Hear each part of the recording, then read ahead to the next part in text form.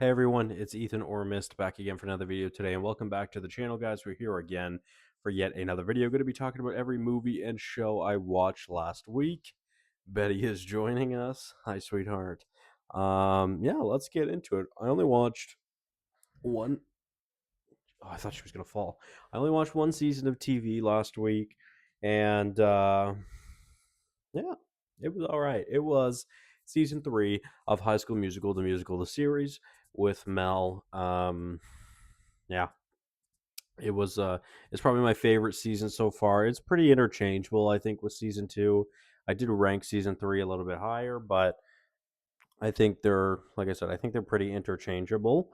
And truthfully, I think they're both good seasons of the show, which kind of surprised me. I really wasn't looking forward to watching this show because I'd seen season 1. I don't remember enjoying it or not, but I was a little worried about rewatching it just because I didn't think it was going to be that good. But season 3 and 2 were both quite funny, actually. So I definitely got some enjoyment out of that. But yeah, let's get into the movies. I finally watched movies this week. I feel like all year long, I've basically only watched like 10 to 12 movies every week. This week, I watched 17. Back to my usual grind. No Walking Dead this week. So, yeah, I mean, let's get into it. Starting it off with my least favorite, which was Die My Love, which I ranked a 30 out of 100. So, definitely nothing too special, in my opinion. It just wasn't a movie I enjoyed, to be honest. It, I don't know. I just didn't really care for it. Even though I love our two leads and Jennifer Lawrence and Robert Pattinson, I just couldn't latch on to anything in this movie that I cared about in the slightest. Um, and I feel like Jennifer Lawrence, spoiler alert, I guess, Jennifer Lawrence killing a dog just doesn't seem to have any sort of symbolism that actually makes any sort of sense in this movie to me. But whatever. Ranked it a 30 out of 100. My first experience with Lynn Ramsey. I'm going to watch a couple other of her movies in a few years, or sometime this year, probably. But anyways, let's move on to Leprechaun. It was St. Patrick's Day. If you know, you know. I think that's pretty much.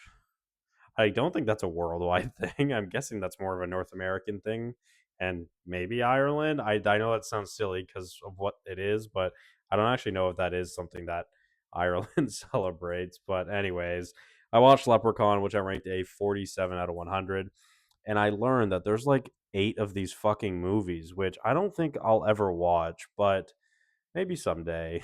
Anyways, this one was okay. I ranked it a 47 out of 100. It's not often where I feel like the villain in a horror movie is the worst part of it, and that's exactly how I felt in this movie. So, it wasn't great. 47 out of 100. Super creative, though, and honestly kind of fun. Hi. Let's move on to one of the themes of the week, which was Coralie. I don't know how to pronounce her last name. Falgier? I'm not sure. Anyways, I was going to rewatch The Substance this week, but I decided not to. Might do that sometime soon. But yeah, I watched Reality Plus, which is, I believe, her first film, her first short film, which I ranked a 60 out of 100. I thought it was good. Or I thought it was decent, at least. And I enjoyed it. I ranked it a 60 out of 100. Yeah. Let's move on to one of the themes of the week, which was Ready or Not. Starting it off with Ready or Not 2, Here I Come, which I ranked a 65 out of 100. Not my favorite watch of the year so far, but not my least favorite. It's kind of in the middle of the pack there. And there's some stuff to enjoy here. I just don't think it's as solid as the first one, obviously. And I think the first one is a pretty great movie, although we'll talk about that more shortly. This one, it has some fun stuff. I didn't expect it to be so culty and so satanic, and that kind of surprised me. And I feel like it loses a lot of the, not, you know what? I wouldn't even say it loses a lot of the charm of the first one, but it just very leans into the lore that there is a lot of mystery about in the first one. So yeah, maybe some people like the lore, and I mean, I didn't mind it, but overall, I just didn't think it's as good as the first movie. So let's move on to Undertone, which I watched today, and it's one of the better theater experiences I've had in quite some time. I had 2 really exceptional theater experiences this week, actually, but Undertone was anxiety inducing. It was chilling. It literally had me frozen in my chair at the theater. It was really, really chilling, and it was really thrilling, and I really enjoyed that because a lot of movies, especially horror movies, well, sorry, a lot of horror movies, I should say, I don't find they scare me very often. Every once in a while a jump scare gets me, but in this movie there's no jump scares. There's a couple of like quick edits that could definitely be considered a jump scare, but overall this is not a jump scare movie. This is a anxiety building tension fest, and I loved it. It was a really fun watch. So ranked it a 73 out of 100. I didn't love the movie as a whole, but I loved the way I was feeling throughout it, and the true crime podcast kind of vibes was very interesting as well. So 73 out of 100. Let's move on to a Oscar winning film. Yeah, Oscar winning film. Sorry, I had to forget, or I had to check. Sorry, because I forgot. The Girl Who Cried Pearls, which I believe is actually a French Canadian film. Shout out to my fellow Canadians. But yeah, The Girl Who Cried Pearls. It's really solid. It's probably the best stop motion movie I've seen. Stop motion film, I should say, that I've seen. I haven't watched many, truthfully, but yeah, I really enjoyed this. This was far more enjoyable than I thought it was going to be. Actually, I didn't really have any expectations heading into it, but it just kind of grabbed me immediately, and it stuck with me, and I really enjoyed that. So, ranked it a 75 out of 100.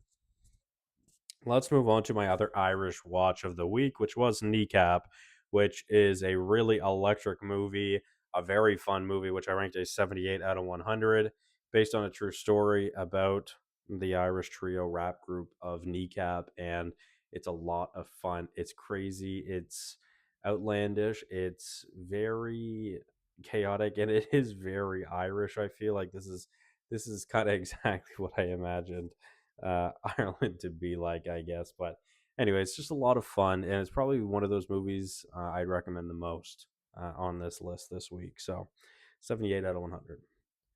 Let's move on to The Making of The Walking Dead, which is a documentary I've been wanting to watch ever since I finished The Walking Dead last week.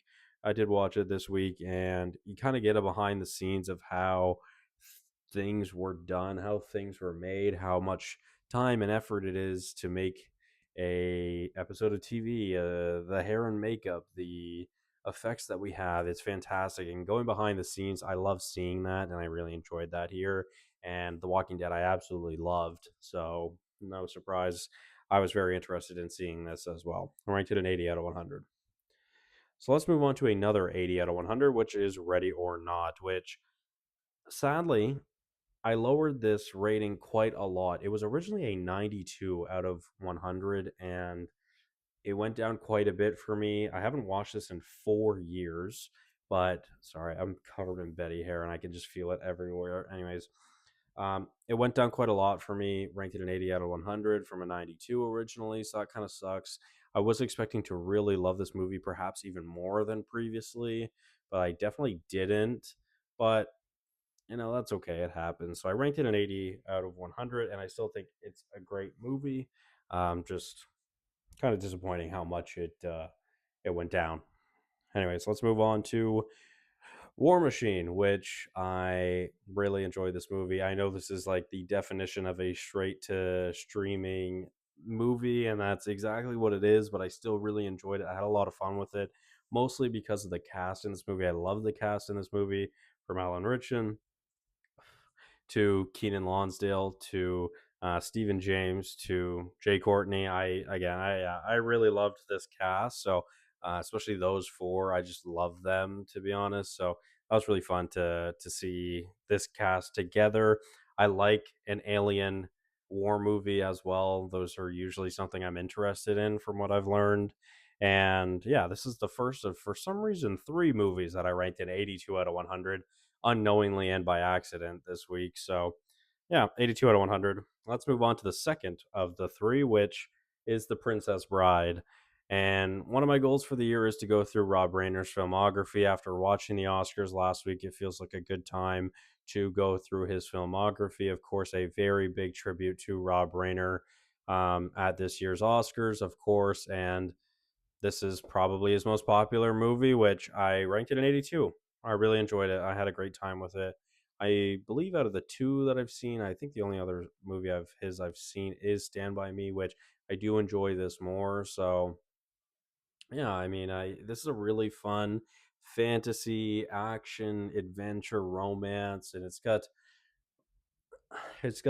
so many genres in it, but it's also got so much heart in it, and I love the like theater set pieces it kind of gives sometimes, and I loved Andre the Giant in this. Andre the Giant was fucking awesome, man. I loved Andre the Giant and Man, Mandy Pantikin. Sorry. Anyways, that duo together really great. Had a lot of fun with them as well. And yeah, I enjoyed this movie. Ranked it an 82 out of 100. So let's move on to Revenge. Uh, man, I can feel so much Betty hair all over the place. Sorry, I literally keep deep throating myself because of fucking Betty's hair. Anyways, let's move on to Revenge, which I ranked at 82 out of 100, which I really enjoyed. Another Coralie Falget film, and yeah, I really enjoyed this. The rape revenge story is something that has been done many times before. I think this is one of the better executed ones, rather than actually seeing the action of that terrible action. We see it from another person's perspective and how it is just men closing the door and walking away on the situation. And it's an all too common thing, unfortunately.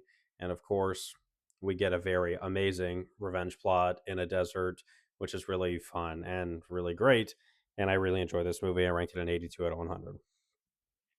Let's move on to two of the biggest surprises of the week. I watched two foreign films this week that I've never, well, one of them I never even heard of until like last week, I think. And then the other one I only learned about this year. But let's start with that one, which is Red Line, which I ranked an 86 out of 100. This is one of the most gorgeous pieces of film I've ever seen. It is absolutely incredible. The overwhelming, gorgeous art and animation in this movie is fucking fantastic. There's an awesome soundtrack as well. The opening scene alone, I was going to give this movie a 5 star. The racing in the opening scene and the final scene is fantastic. Um, yeah, man, this is like a fantastic fucking movie. I really enjoyed this. I really want to rewatch this, and I'd rather rewatch it sooner rather than later because it's genuinely fantastic and it's fucking gorgeous, man. I absolutely loved it. Ranked it an 86 out of 100.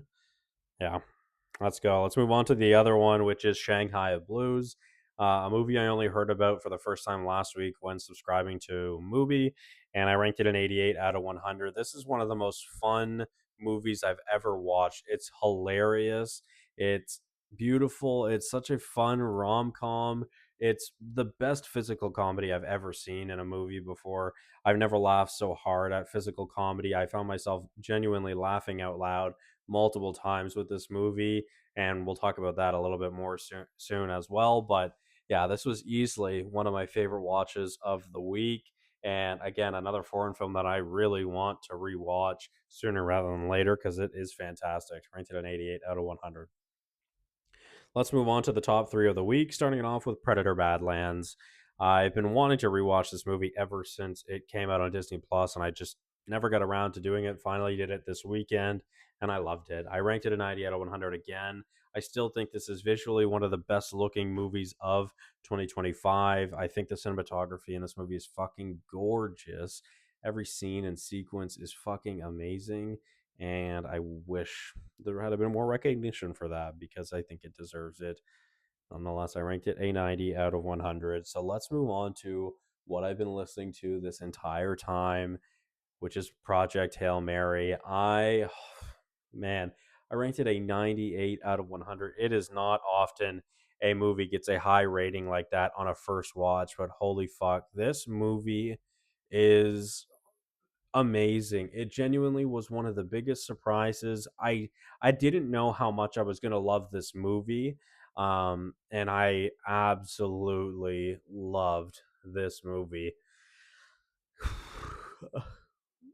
I absolutely love this movie. Sitting next to Mel in the theater in IMAX, watching this with her was fantastic because we were both like roaring. We were laughing so much through most of this movie, and then there's a specific scene where Mel and I are literally sobbing in each other's arms, and it's if I wasn't in a theater, I it would have been a far uglier cry. I would have been obnoxiously loud crying, and I was almost there, but the tears that were streaming down my face, and I'll show you what I looked like. I literally looked like this, and the tears that were running down my face, they must have looked like waterfalls because it's genuinely one of the most I've ever cried to a movie. It's fucking unbelievable. It was, yeah, it was really unbelievable. I want to rewatch this movie so fucking bad. It was so fucking good, man. Oh, it was so fucking good. Ranked at a 98 out of 100. During the movie, very early on into this movie, I heard a score and I'm like, that sounds very Spider Versian. It sounds very Daniel Pembertian, and I was right. It was Daniel Pemberton that did the score, which I didn't know beforehand, and I loved it. It's what I've been listening to all weekend, specifically "Time Go Fishing," which that's my favorite score so far. Especially those last like 3 minutes is fantastic, but yeah, nonetheless, a 98 out of 100. And let's move on to my favorite watch of the week, which was Tangled, which I ranked a 99 out of 100. This is now the second March in a row that I've watched this movie, I believe. So maybe this is going to be a trend in the future, but I'm really looking forward to the live action remake. I know there's a lot of discourse about it, but I've loved the casting we have so far. Milo Manheim literally looks like Flynn Rider. I don't think it's a better casting. I think Catherine Hahn's going to be fucking great as Mother Gothel as well. So I'm very much looking forward to at least those two. I'm not familiar with, I want to say Tegan Croft, but I feel like that's really wrong. But nonetheless, I'm excited for it. With all the news of the casting, I really wanted to rewatch this. I've been listening to the score a lot this year as well. Shout out Alan Menken. And yeah, it's my favorite watch of the month so far, actually. So that's fun. But yeah, ranked at a 99 out of 100. Still not quite at that 100 out of 100. Maybe one day, but nonetheless, thank you guys all so much for watching. Hope you did enjoy. Sorry this was a long one. I'll see you guys in the next one. Bye bye.